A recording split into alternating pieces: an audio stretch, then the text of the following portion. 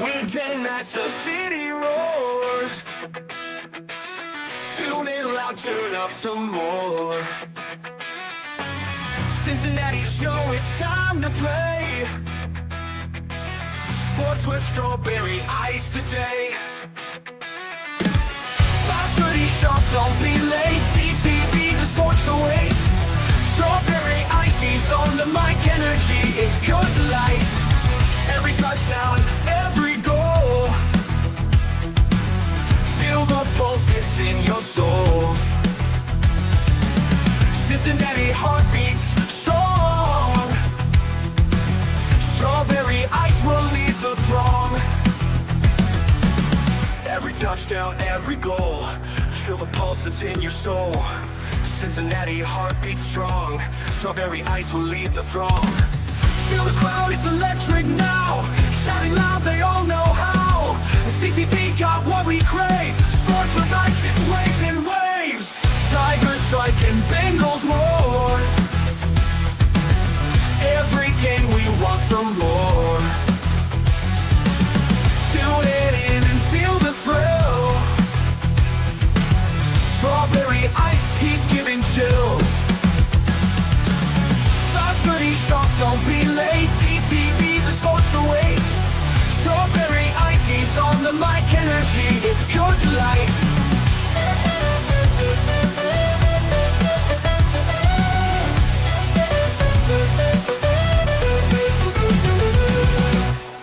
Hey guys, what's going on? Welcome to the show.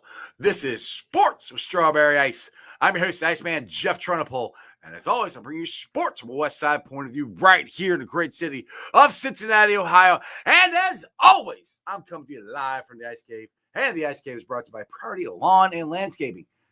It's raining, so that means your grass is going to grow. That means you have to get it cut. That means your flowers are going to grow. That means weeds are going to be growing in your flower beds. You want to get all that stuff taken care of? Think Priority Lawn and Landscaping. Give them a call at 513-430-6114. That's 513-430-6114. You can also follow them on Facebook, and when you do, tell them Ice sent you. What is up to everybody in the chat? We got Stranger in there, I got Brandon there, Paul Panner, Tony Blazin. What is going on, guys? The usual people, usual suspects are here. All right, we got Jay Morrison on today, and I titled this show, The Bengals Winning the Offseason or Losing. I said that because I found out last week I was on vacation and didn't discuss this, but somehow the Reds, the way they structured the Bengals contract, or excuse me, the Jamar Chase T. Higgins contracts, they could have done it better and they kind of cost themselves money. I don't know. Plus, they signed a guard. I think I've heard Brandon Scherf is either deciding on the Bengals or retiring. So you still need a guard, you still need an edge, still need a 3-tech. You know, there's still stuff they need. They're going to have to really hit the draft well. So I don't know. I guess I'll ask the chat. What do you, as of right now, what do you guys think of the offseason? If it's A, B, or C? Right now, let's get to my co-host for the day. He's none other than Joe Fossey. What's up, Joe? What's good, brother? How are you? Oh, nothing, man. Just enjoying this wonderful, gloomy day right now. It's looking out the window. It's pouring down rain. Yeah, it's late March in Cincinnati. You're just gonna get a crap load of rain. So, well, get ready for Reds opening day. Can't wait. We'll be doing that on Thursday. Anyway, we're talking Bengals now. Let's get to one of the best beat writers in the business. He's my friend. He's Jay Morrison. What's going on, Jay? Hey, what's up, guys? How are you? You enjoying this wonderful weather? Yeah, I well, you mentioned it on the lead-in. I guess once you cross 50, you have to care about your lawn, and I love doing my own lawn work. So I'm like, let it rain. Let's go. Let's get this going. Hey! If you don't want to do your lawn, I got people to take care of it for you. Priority Lawn and Landscaping. They'll fix you right up. So, all right. So, like I said, I titled this show, "The Bengals Offseason: Are They Winning or Losing?" Right now, I give them a C. I mean, getting T and Jamar done is huge. You still got Trey out there where hopefully they'll get him done. But, Jay, explain to me, like I said, I was on vacation last week, so I didn't totally understand. What did the Bengals do in the contracts with Jamar Chase and T. Higgins that they kind of cost themselves more money in salary cap room? Is that what I'm understanding? Well, I mean, the first thing it is they waited too long. This would have been a lot cheaper had they done it last year. Oh, yeah. But that's understood. The other thing is, the way they structured it, they could have and they just don't like to do this, kind of kick the can down the road a little bit. But they could have made the cap hits for those guys a little bit less this year and had some more money to spend in free agency. But it took them so long to get the deals done. There was really not much of a reason to do that because there was nobody left to spend it on. Now, Trey Hendrickson is still in play, and I think they'll be able to. They can come up with a way to make that work.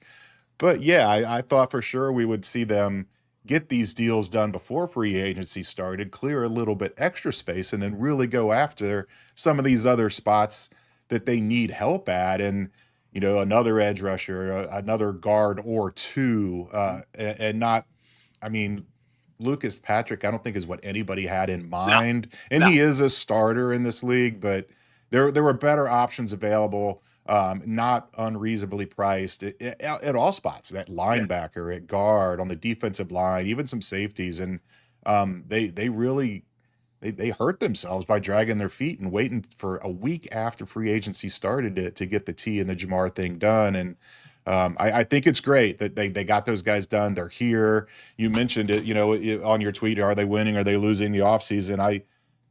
I feel it feels like it's a tie game with about 7 minutes to go in the fourth quarter because it's mostly over, but it's not completely over, and there's still a couple moves they can make. And if you include the draft as part of the off season, they could definitely make some improvements there. Everybody's going to have a chance to do that, obviously.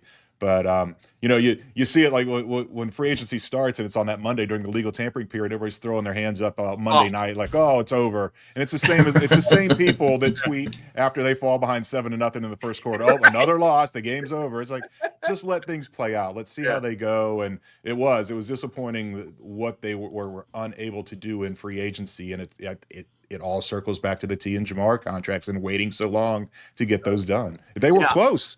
They would. I mean, if you're a few days away from getting it done, why do you wait and hold on for every last little penny? Just get it done, and then you can go into free agency with a plan. Yeah, like I said, I wish they wanted to win Lombardi as bad as they want to win every contract, which they didn't win these contracts. The Jamar T got way more money than they would have. But I'm with you on throwing your hands up because I was really bad at it this year because I wanted T and Jamar signed, like you said, before free agency. That didn't happen. I wanted Trey signed before free agency. You know, none of that happened. Mm-hmm. And then all these guys kept going off the board. I'm like, hey, hello, we need like an edge. We need, you know, a 3-tech. We need at least 2 guards. We didn't sign anybody. You know, we linebacker. Signed a linebacker. Yeah, I mean, I like TJ Slayton, if I say his name right. I like that one. That was a good move. But now in the draft, if you could place and put Nolan there, that would be from Ole Miss. That would be good, but you're relying on the Bengals doing well in the draft, which they're going to have to hit the draft and not miss. And they only got 6 picks.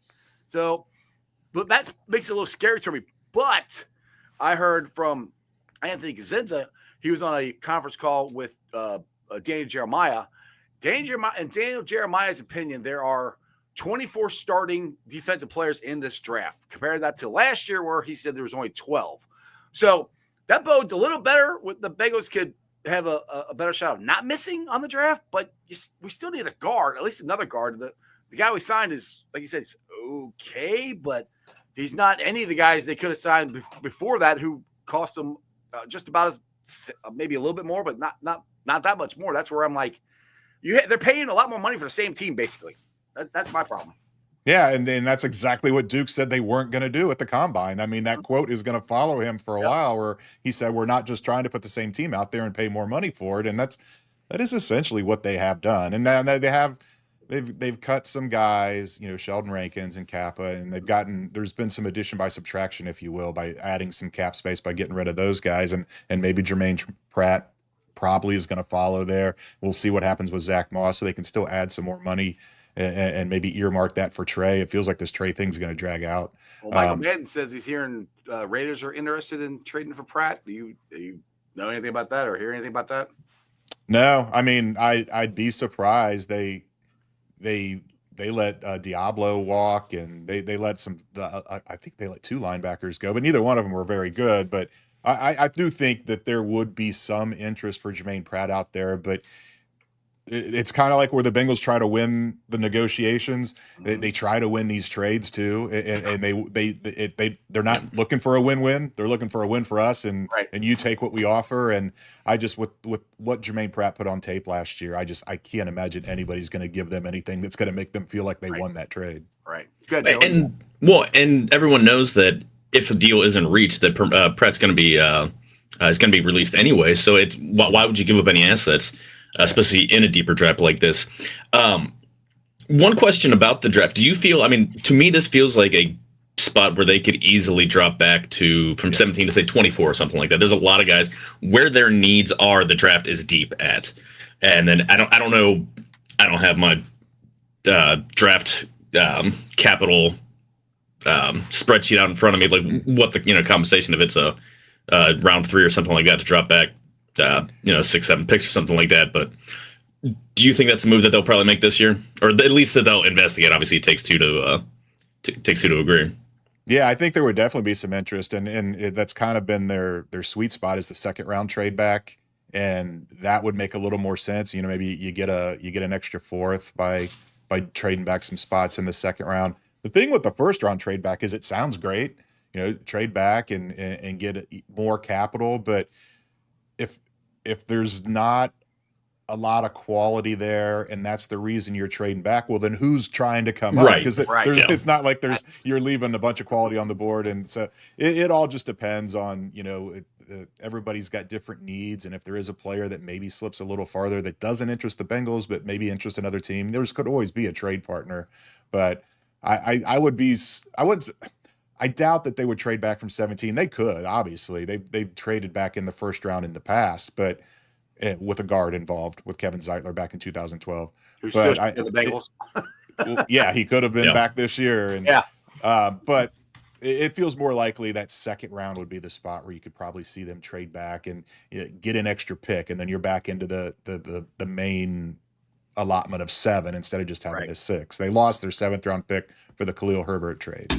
Now, with the Brandon Scherf, is this still a viable thing? I mean, because like I said, I've heard that he's either thinking about retiring or possibly signing with the Bengals. Have you heard anything on that subject at all? I just think it's weird where, I mean, maybe that is it. Maybe he is considering retirement, but for a guy that's played as well as he has for his career and still played pretty well last year and has started all 17 games each of the last 3 years, it almost makes you wonder if, something he was playing through something, and maybe he's not 100% healthy, and teams either got wind of that, or I think he took 1 visit maybe. It's rare. You don't see players taking visits that often anymore in free agency, even though Lucas Patrick did it here in Cincinnati. But it feels odd, not just that the Bengals wouldn't be in on him, but that nobody else would. Right. It just makes too much sense. The money would make sense. His experience, and I find it really odd that guy is still out there. So maybe that is it. Maybe his heart is not 100% in it, and if you start thinking about retirement, you're probably gonna retire. Yeah, and I was thinking about that with Tevin Jenkins, because that was the guy that I wanted the Bengals to go get, but then he went to Seattle, and I can't remember who he signed with, but he signed with somebody. He went and took visits, and Cleveland, didn't he? Yeah. Yeah, right. They have all the guards. I was hearing that. Well, I was not hearing. I was thinking maybe it was people were worried about his back, because that was the problem for him coming out of college, and he has had injury problems. So that was one that I thought that maybe people were worried about that. But I guess Cleveland's not, so they signed him. But I mean, it's just at this point, I was hoping they'd sign at least 2 guards, and you wouldn't have to at least draft one in the draft. But right now, if the draft is today, you got to draft, in my opinion, a guard, a 3-tech, and an edge at least. And then you might be passing up one of the best safeties in the draft if he's there, because you could get a safety, but you need this. That's the problem here.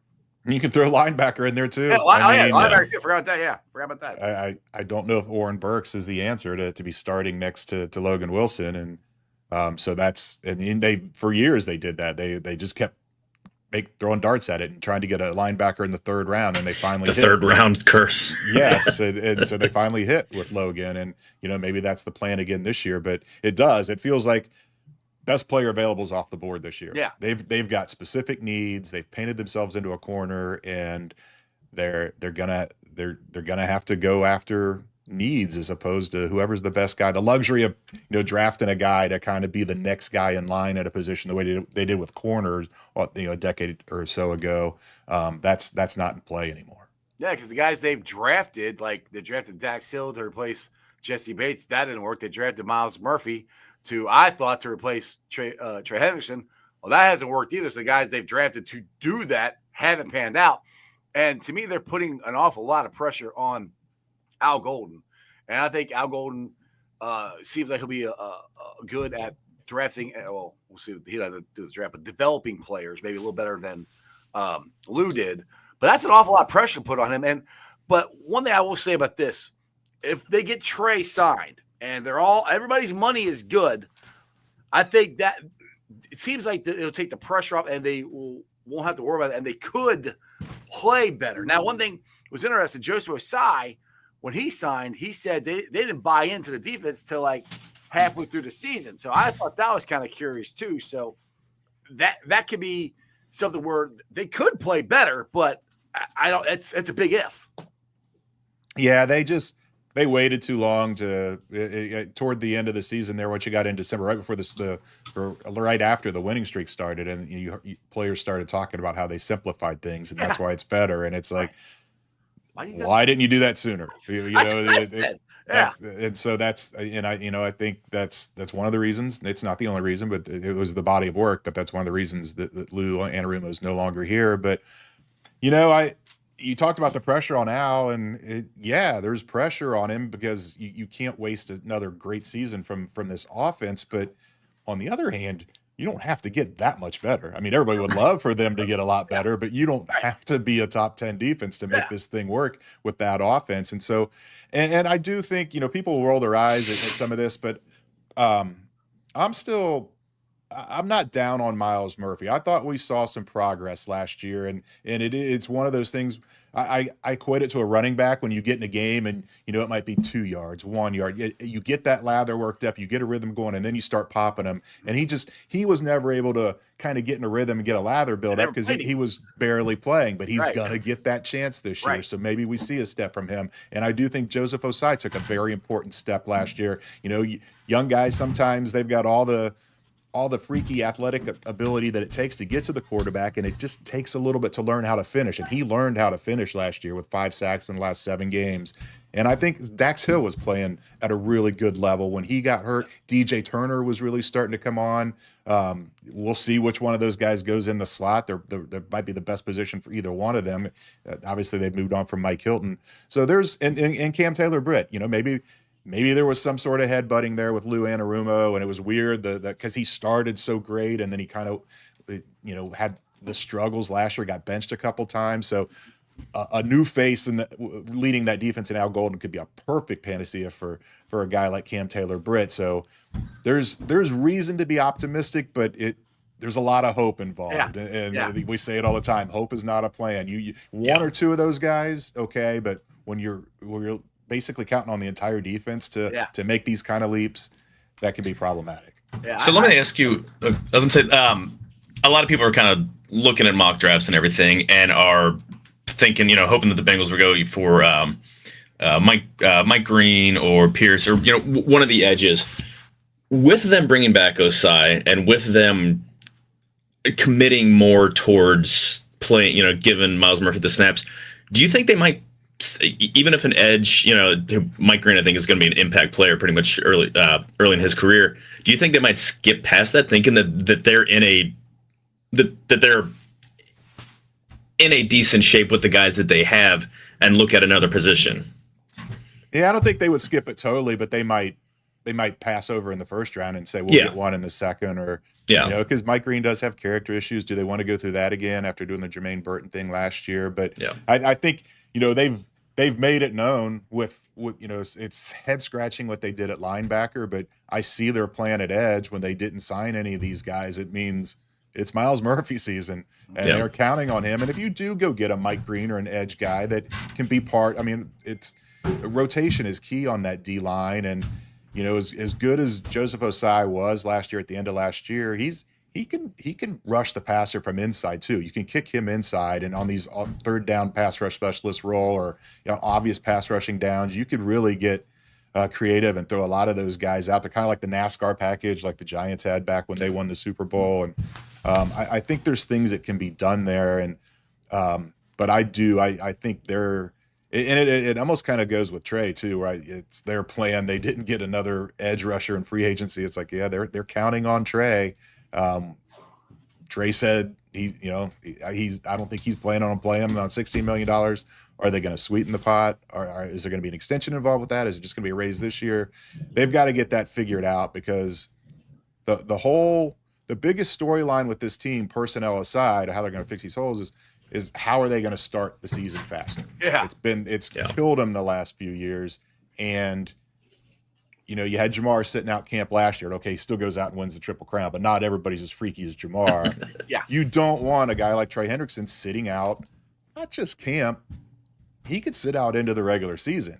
I mean, he could sit out 8 games and then come back, and that would still count as a year, and then he would be a free agent next year. Now, if he sits out more than 8 games, then he's right back in the same spot. He would not get that year, and the Bengals would still own his rights. You don't want that mess. No, exactly. You want him to be happy. You don't want that to ripple through the locker room. All those young guys on defense really look up to Trey. Like, I almost kind of worship the ground he walks on, and just get everybody happy, get everybody on the same page, hit the ground running, have a good training camp, and then go just storming into week 1 and not lay an egg like you have the last few years. That's exactly what I was saying before. It's like, if they get, which the only thing I signed is Trey. If they get him, they get everybody happy, and they say kumbaya and going into the season. That does make it different. And I do agree with you what you're saying on Joseph Osai and Mosmer. I did not want Joseph Osai to leave, because I'm like, I could just totally see it. He'll leave because last year was his first, I think, fully healthy season. He'll go somewhere and he'll ball out. That's what I, was afraid was going to happen. And I haven't given up on Miles Murphy either. I still think he wasn't given a shot, and especially last year with Sam Hubbard. And I love Sam Hubbard, but he was hurt all last year. I never understood why they didn't play. I mean, people say trust. I guess he didn't trust him, but you got to find out with Miles Murphy. It's like last year was a year to try to find out, because you needed something from him last year because you weren't getting it from Sam. So that's where I was frustrated with Lou, where they wouldn't play him. So I agree with what you're saying. And this is where I go at 17. If we can get Walter Nolan at 17, I think that, and if Osai and Miles Murphy can do that, and then you get an edge, edge or a guard, because Dalton Reiser, he could be there here in the second round too. If Dalton Reiser's in the second round, I don't see the Bengals passing him up, to be honest. So if you do that, then you go on that edge for the third round. You don't see the Bengals passing who up, and if Dalton Reisner's there, if he's there, because he's the Vikings guy, that the veteran that is still out there in free agency. Yeah, you're right. I forgot his name already. Then it was another guard. Never mind. Forget. Yeah, from Bama. You're saying Tyler Booker. I don't remember. I totally messed that whole thought up. I had that name in my head. Now I can't get it out. Well, all right, let's talk about Dalton Reiser. What do you think of him coming in here? Is there any chance of that happening? I thought he played pretty well last year. He missed the first 7 games. He had an injury in training camp, and then they played him sparingly in the first 2 games back, and then he stepped back in there and he played. And I know things went really south for that team. That Week 18 game against the Lions was ugly. They got eaten alive in the interior. But he's a guy that is it that much worse than what you've got now? I mean, Cody Ford's a serviceable guard, but I don't think you want him starting 17 games. He's a guy that can fill in and get you 3 or 4. And again, Cordell Volson's in the same boat all those guys on defense. It's like you're hoping that it's going to get better, and you're hoping that the change at the O-line coach with Scott Peters is going to make a difference. And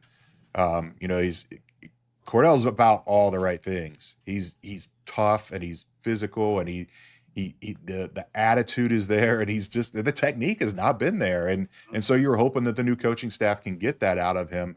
But it feels like the situation they're in, the more guards, the better.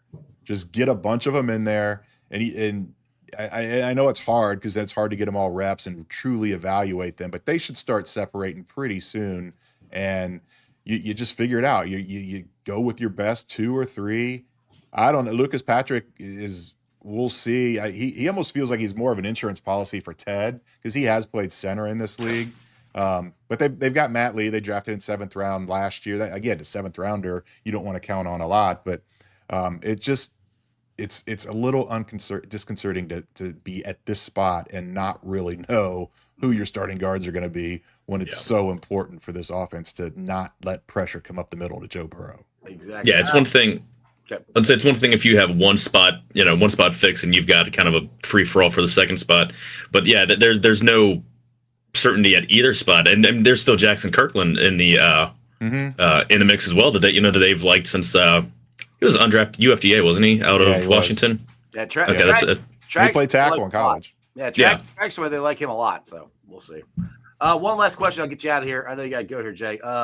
Dustin Croft here. Jay, if you're playing GM, who's pick at 17? Throwing a curveball at you, Warner or Genty is still on the board. I mean, Genty's not going to still be on the board if he is. The Bengals aren't going to draft a running back in the first round. There's just no way. I don't know. I'm getting ready to I have not done a mock draft yet. I've had some stuff going on in my personal life. I'm a little behind on that. But they just don't like to do guard in the first round. They don't really value the position overall. So even though they need it, I'd just be really surprised to see them go guard in the first round. It feels like it's going to be one of either a D tackle or a defensive end. And I guess what does or doesn't happen with Trey Hendrickson between now and the draft will maybe dictate that a little bit more. But it just feels like you said it before. D tackle, defensive end, linebacker, guard. The first 4 picks they have are going to be those 4, and it's just a matter of which order they're in. Yeah. I mean, I'm a big Walter Nolan fan. I like him. I just like to see him next to TJ Sladen. I think that would be awesome, but we'll see. He might not even be there at 17. I don't know. Jay, I know you got to go. Buddy, my prayers are with you, man. You and your family, you hang in there. And Gather, you want to plug before I let you go? Yeah, just everything up at BengalsTalk.com. And the Growler podcast I do with Paul Daner. We'll be recording a new one tomorrow morning. And then just follow me on X at Jay Morrison, and all the links to all the content will be there. Awesome. Hey, tell Paul he's got to come on my show. It's been a little while. I've been trying to get a hold of him. He always ignores me. he was on vacation, so he's back now. We'll be recording tomorrow, so I'll put a little bug in his ear. All right, you talk to him and I'll DM him. We'll tag team him. There we go. All right, thanks, Jay. Appreciate it, brother. All right, see you guys. Bye. All right, guys. Hope you enjoyed that as much as I did. Hey, everybody, keep Jay in your thoughts and prayers. His mother did pass away, so he's going through funeral arrangements and all that stuff. So keep him definitely in your thoughts and prayers for sure. Jerome here. We kind of talked about this earlier. The report came out, trade is off the table for Trey. He will be playing for the Bengals are sitting out. And Jay Morrison kind of said it that in his opinion, he said they could give him more money on this year's contract, or they could extend him, or they don't do anything and Trey could sit out up to 8 games and then come back and play the last, games, and he'd still count as a full year. So I don't know. We're hoping they just sign him at this point. I mean, I think it's going to be between 30 and 35 million, I think, is what it's going to take to get him signed. That's what I'm hearing. What do you think there, Joe? I don't think there's any chance that the Bengals are going to pay him 30 to 35 million, but I do think that he will get extended at least through 2026. Maybe they'll split the difference and go maybe 28, something like that. I mean, that's kind of around where T ended up when everyone thought T was going to be over 30. So I just don't see the Bengals paying the top of that room when they already have a quarterback and they have 2 receivers in the top where's T, like number 9 in overall compensation? Actually, I think in annual compensation. I think he did that. I think he is ninth. Yeah, I don't see them, even though they can. Again, like if they wanted to, they could have, tried to stretch the cap dollars out, but that would involve actually trying to win instead of giving the appearance of trying to win. I still think. But yeah, what's that? I think they're trying to win, but they want to win, but they're not trying everything they can to win. Yes, I will go with that. Yeah, because there are lots of other things they could have and should have done. But the thing is, like I said, like Jay said, with the offense and everybody happy, is gotta get the guards figured out. Yeah, if you can get the guards figured out, this offense can go score 40 points a game, and your defense, if our defense can get up to the top 15. You have to be top 20. You don't even you barely have to be top 20. You just have to give up 21 points. Yeah, I mean we lost 4 games last year. We scored over 28 points. You just don't give up 30 points. We're going lost 2 scoring 40 or 38 plus or whatever it was. Yeah, so I forget the exact numbers. Yeah, it's so our defense doesn't have to be outstanding, and I do agree. I think we're going to see a lot more out of Joseph Osai this year, and hopefully some more out of Miles Murray. We see now Jolly Mole says, "Wonder what the odds are of us hitting on 4 starters in the draft." Now I would say there's 1 in 1, and then with about 15 zeros after it. Now they hit. There's the odds. Now they hit 3 when they drafted Joe Burrow, T. Higgins, and Logan Wilson. So they have done it. It's and like I said to me, and here I go again being optimistic. But this draft is full of people that they need, and there's at least 24 starters on the defense side of the ball, according to Daniel Jeremiah. We only need 6 of them, or 3 of them. If we get look, if we get a linebacker, an edge, and a 3-tech, and they all can contribute this year, that's a winning draft. I would love to get another guard too. If they can get 3 of those right there. This defense will look a lot better. We get 3 impact players. This defense will look a lot different. Now, well, and there's still guys out there available as Calais Campbell, which fits this team perfectly. They're not going to sign. I don't know. They don't like him. I don't know why they won't sign him. I have no idea. I'm saying guys that can help them, not guys that they're going to actually get. Because he's 30. He's 147 years old. He's even older than you. But he's still productive, and you need your interior pass rusher. Why don't you get someone who's been doing it for, since Pop Warner first picked up the pigskin? Robert wants to, what's the odds that Pickle Ron knows more than most folks? I don't know. We'll see.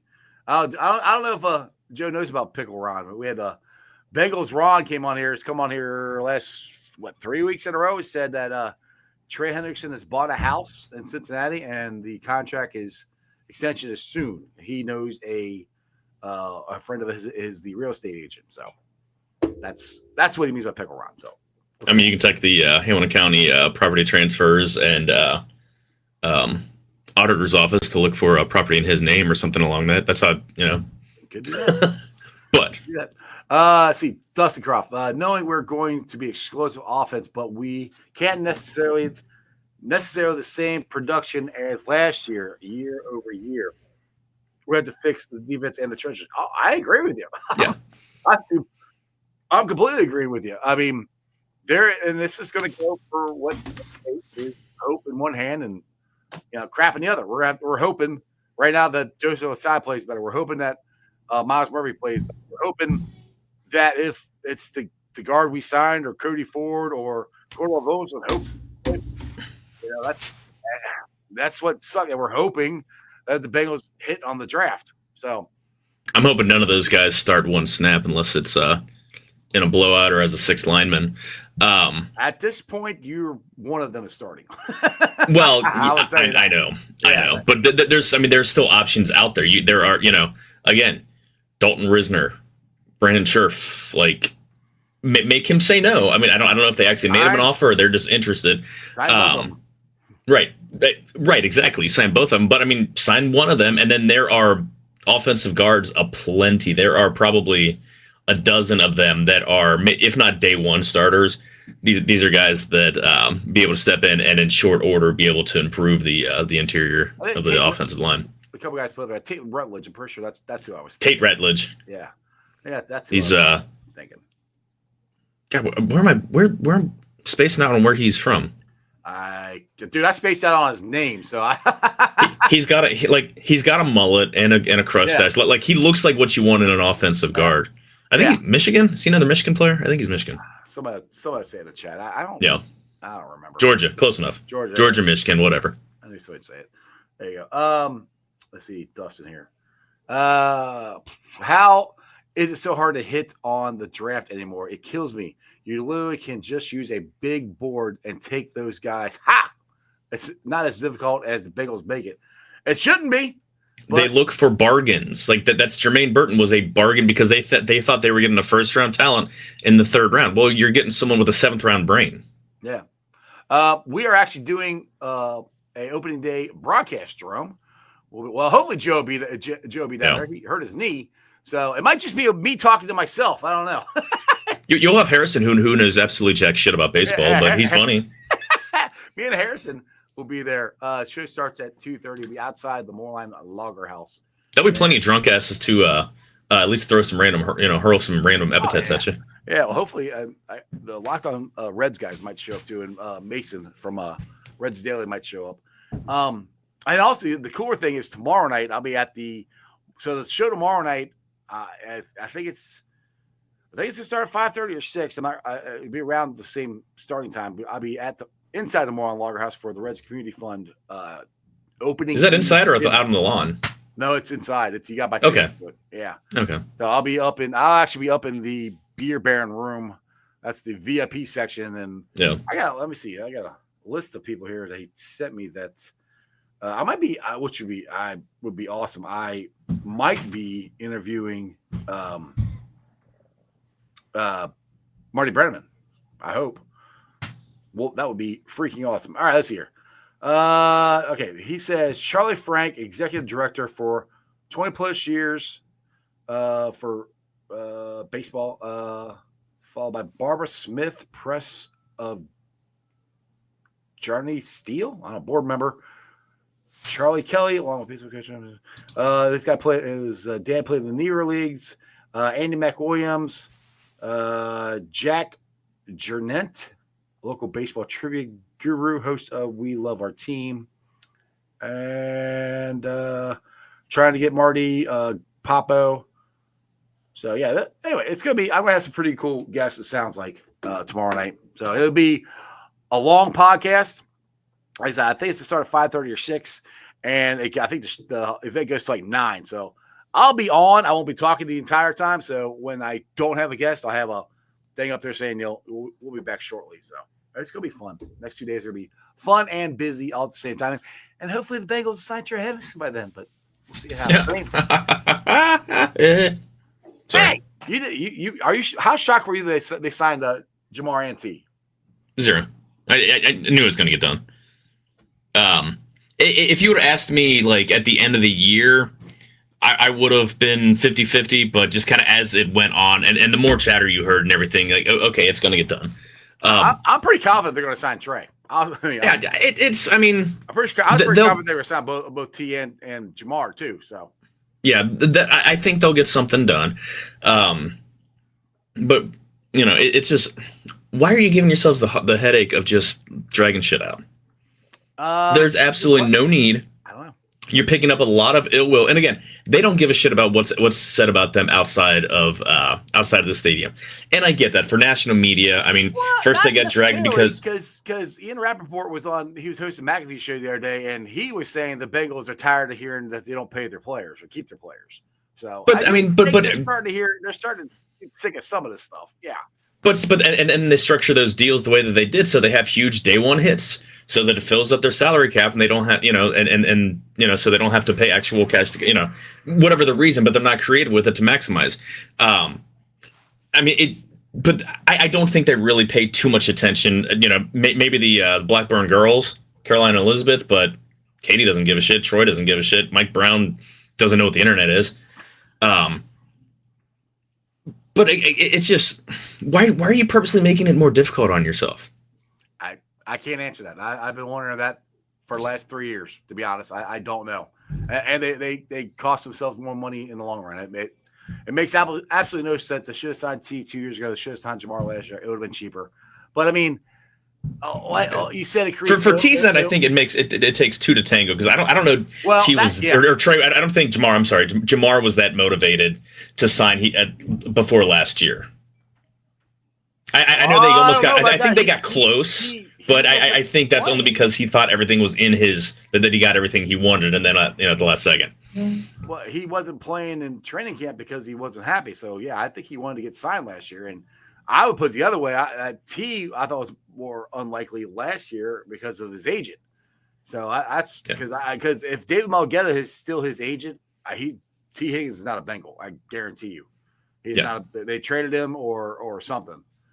So I think Jamar would have signed last year because for what I heard, it was pretty close, and they didn't do it because, I mean, if he didn't care or he was just going to play out this year, he would have went to training camp, and he didn't play at all in training camp, which didn't I think he was. Well, no, I think he was using his leverage to try to get everything he wanted in a deal, but clearly he was fine not getting a deal done, knowing that he's going to make even more money because all these other deals were going to come in on top of where Justin Jefferson's deal was. I think he was fine because he didn't really get going until week 3. First 2 weeks he was neither was the offense. The offense was awful against New England. Back to my point to hopefully what they have everybody, at least on the offensive side of the ball, together and happy, and they all got $400 million Ferraris and drive around Miami and have a great time, that they'll come in and be ready to go. So that's also if Tanner Hudson doesn't try to do something stupid ass at the goal line, or if they actually call Mike Gesicki's touchdown like it was. Yeah. But one of those two happens, we're in the playoffs. That's neither here nor there. Yeah, it's still frustrating though. Yeah. But like I said, it doesn't say it's hard to do what they did last year.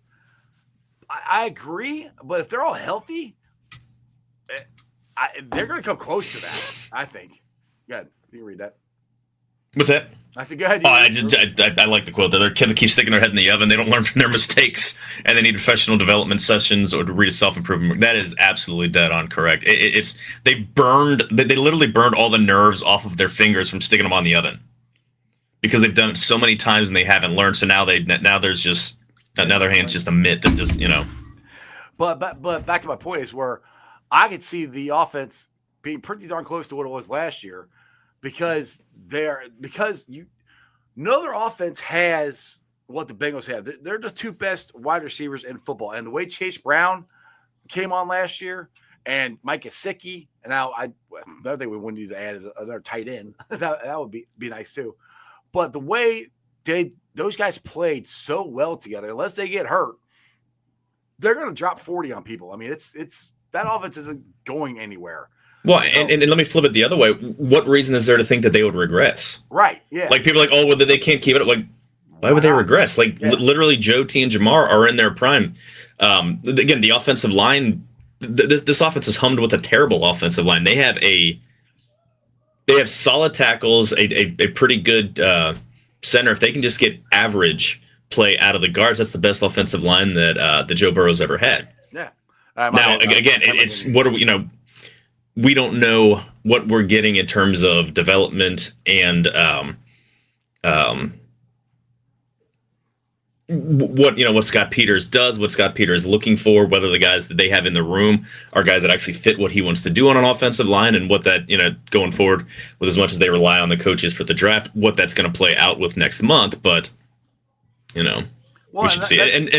And Dustin, Burrow takes a lot of hits because Burrow makes himself, allows himself to take hits. Yeah. I mean, no one climbs the pocket as well as he does.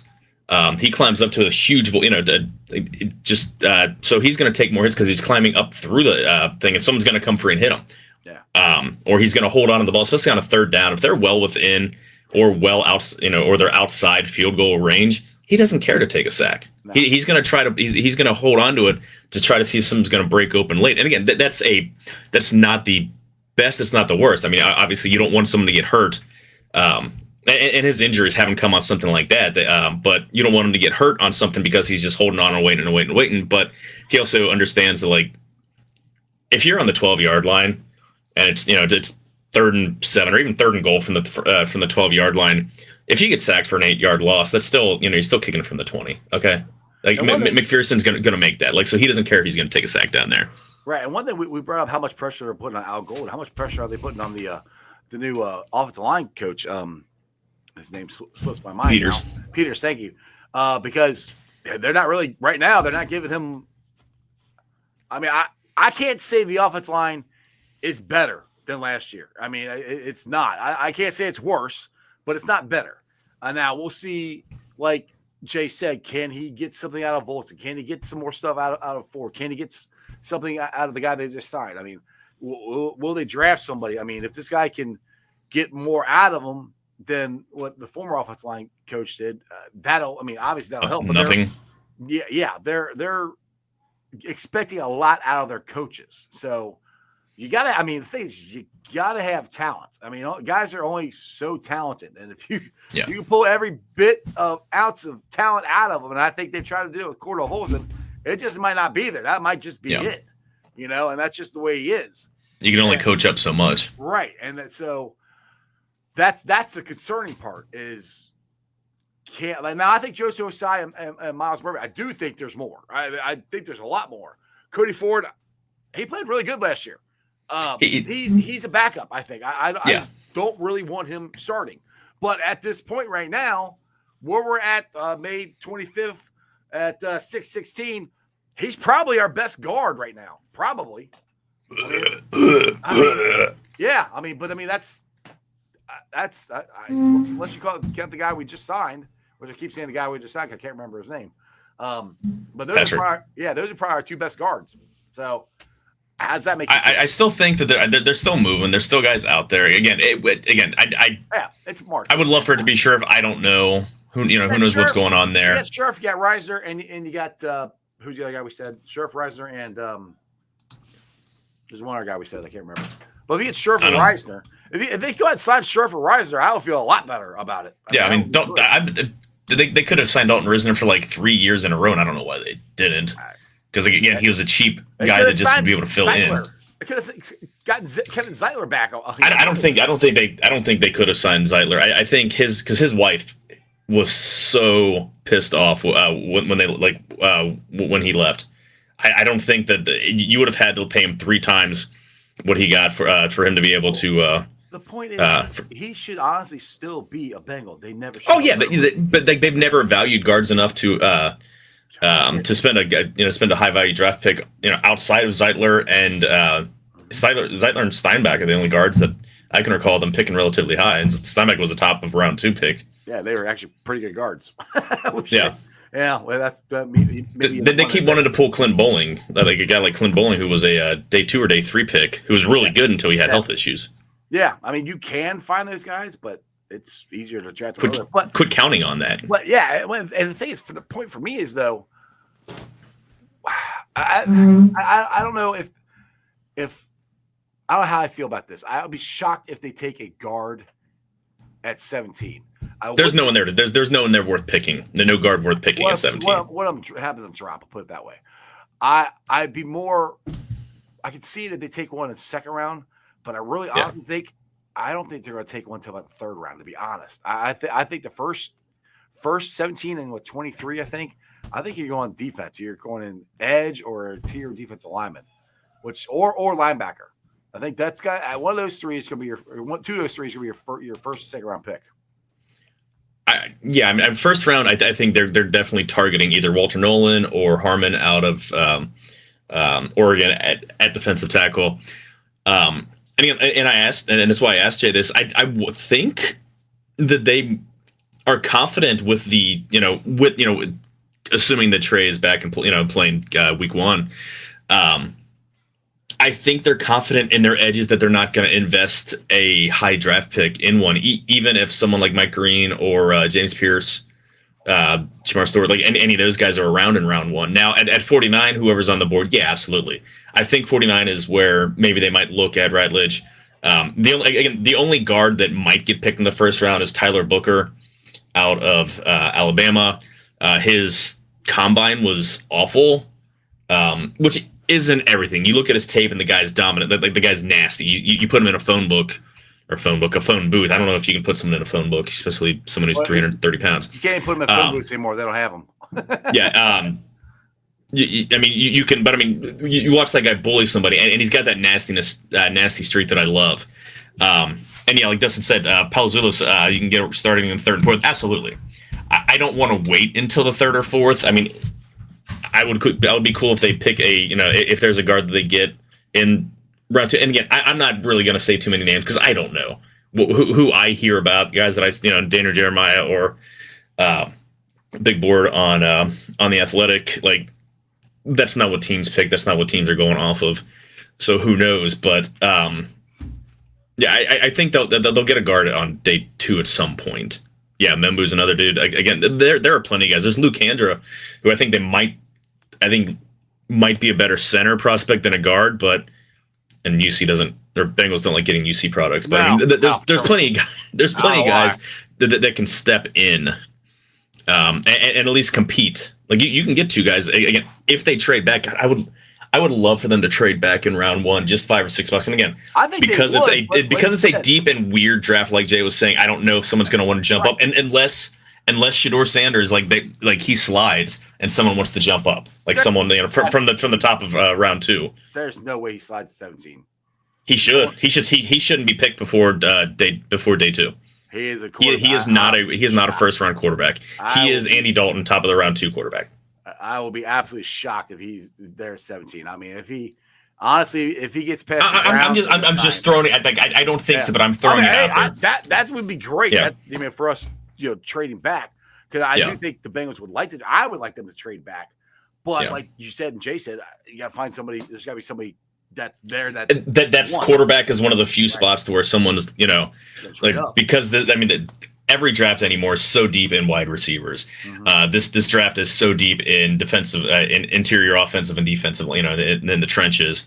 So, yeah, but can you play them at the same time? If you can't play them at the same time, then that's, For the podcast listeners, the draft Jonah Moynihan because he plays all 5 O-line spots. It's but they can play them all at the same time. Yeah, that's the Dave Lapham special. Only one Dave Lapham. True. Only one. All right, last couple minutes here.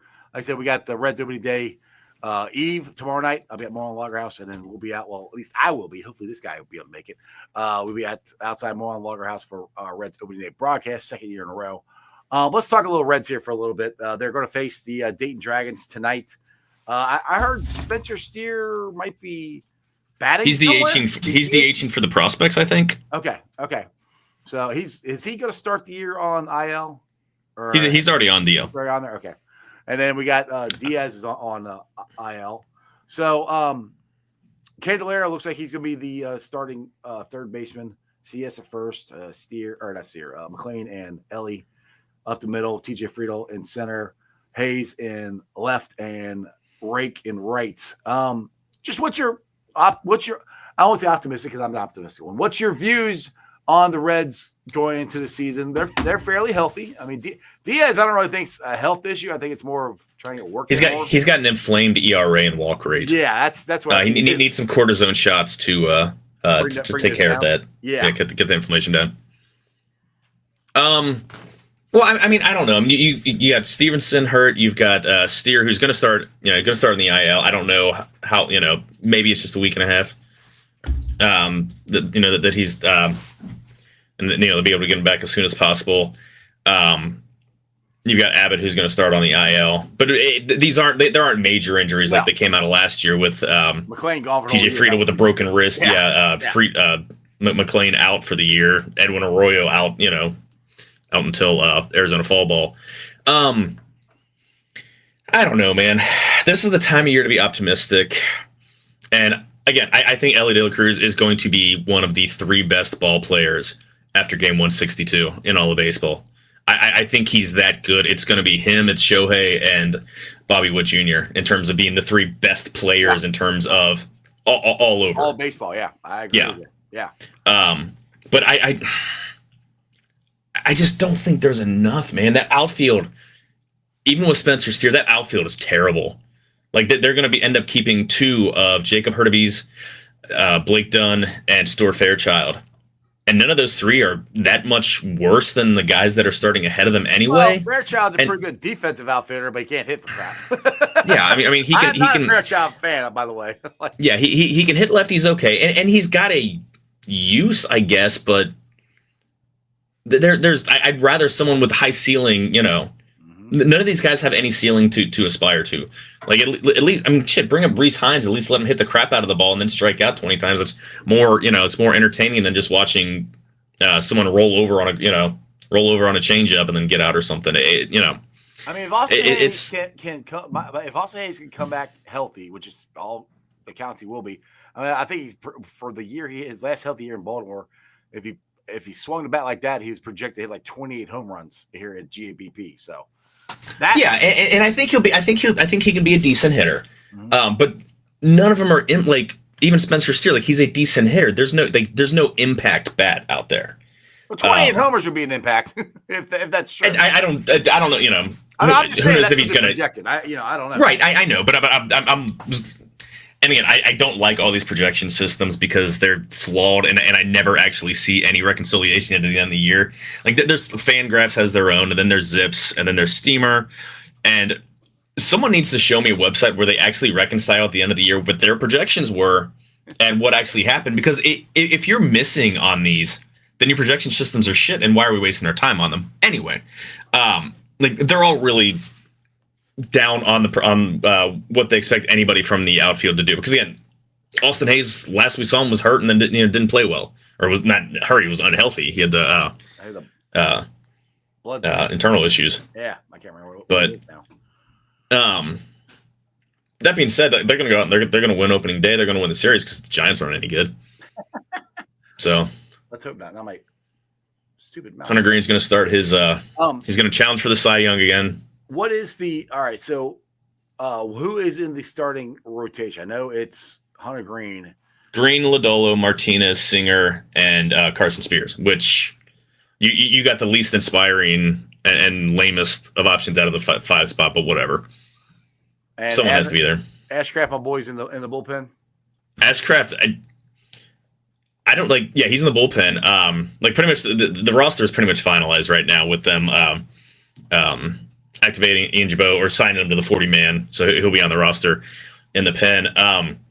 There's no closer set right now, which means would it be the guy from the Giants? He was pretty good. Taylor Rogers. I don't know because none of the lefties looked good in spring. But Rogers didn't look good. Sam Maul didn't look good. But I don't know if Again, like Natty Ron says, and like I've been saying forever. Douglas is going to lead the team in saves, and maybe he starts game one. They call him out in the ninth inning. And if that's true, I will give you credit because you are the only one that I've ever heard say that. So we'll see what happens. Joe, on that note, I hope to see you Thursday. I will try. I re-aggravated my knee today, so it's a whole shitload of walking. So we'll see. It more has to have bourbon, so that would help your knee feel. That'll numb it, but I still got to make it back across the river to Newport on 11. I don't want to fall into the river. But just get an Uber.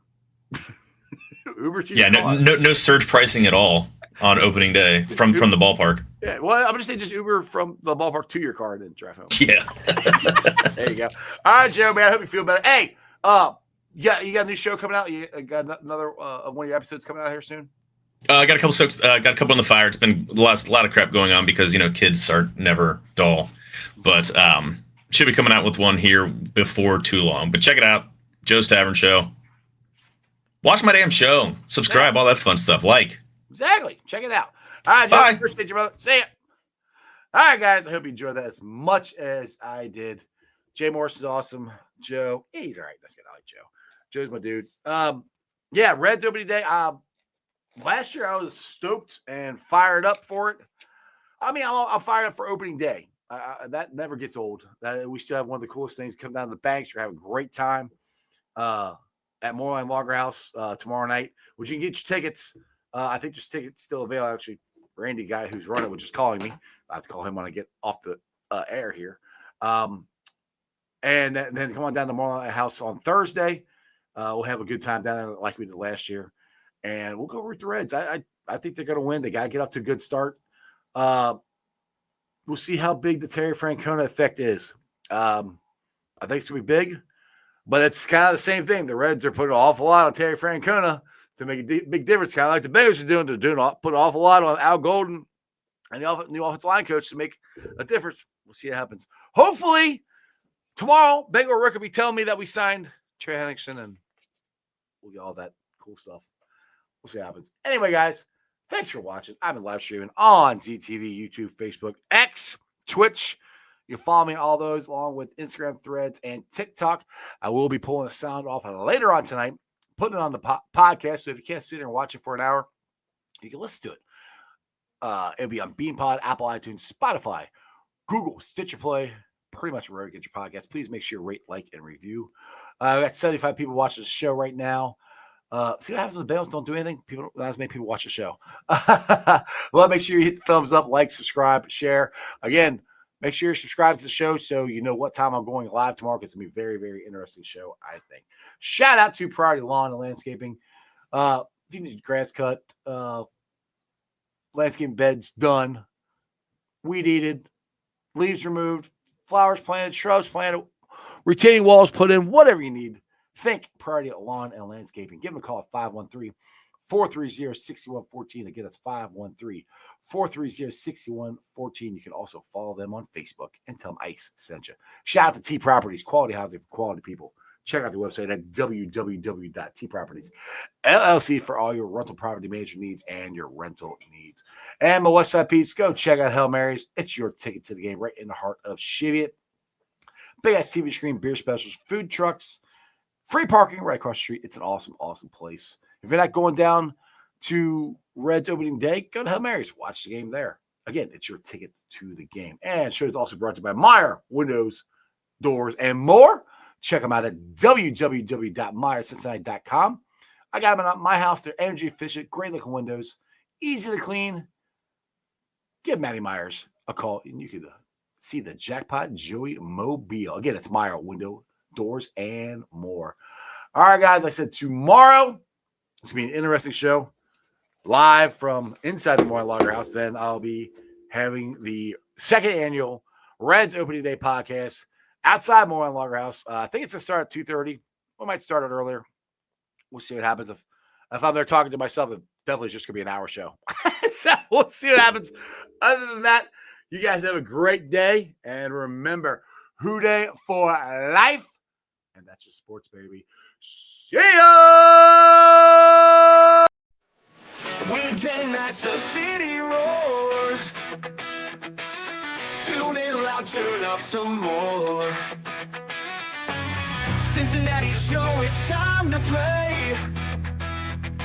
Sports with strawberry ice today.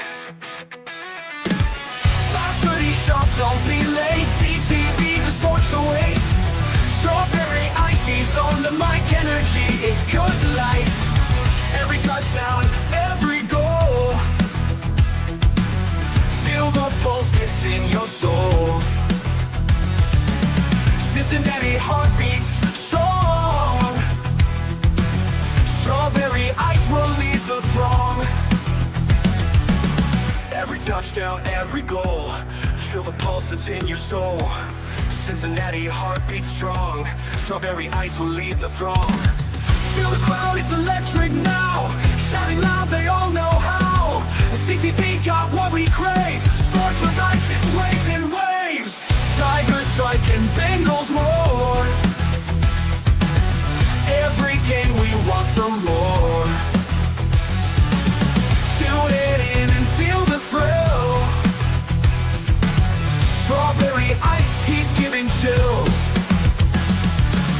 5:30 sharp, don't be late. CTV, the sports awaits. Strawberry ice, he's on the mic, energy, it's good delight.